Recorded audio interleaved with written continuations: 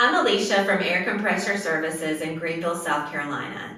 Today we're going to show you the steps for rebuilding the minimum pressure check valve on your rotary screw compressor.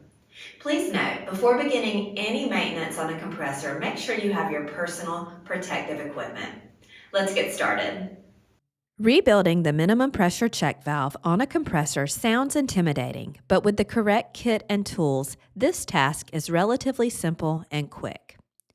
Tools needed for this process are needle nose pliers and a wrench. Disconnecting the battery is the first and most important part of safety protocol when servicing a portable compressor.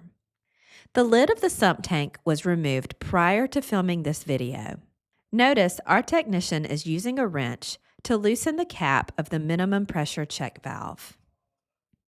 After removing the cap on the minimum pressure check valve, remove the large spring and then grab your needle nose pliers. Use the needle nose pliers to remove the remaining components of the minimum pressure check valve. Lay them to the side.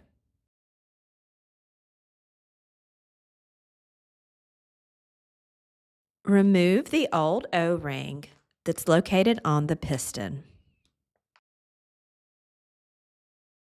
Clean the piston before replacing a new O-ring. Place moly coat on the new O-ring and then put back in place on the piston.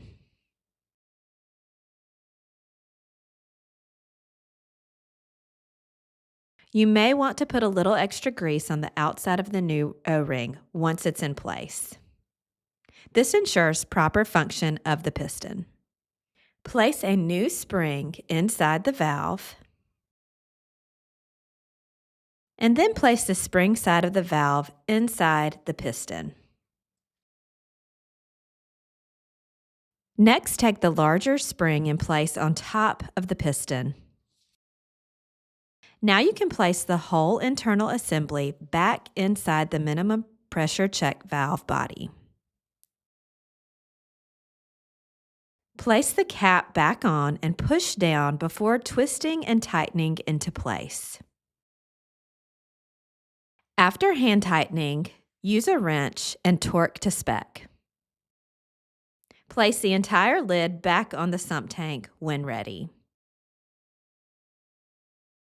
Now that you have your minimum pressure check valve rebuilt, you can safely reconnect the battery when ready. Thanks for watching.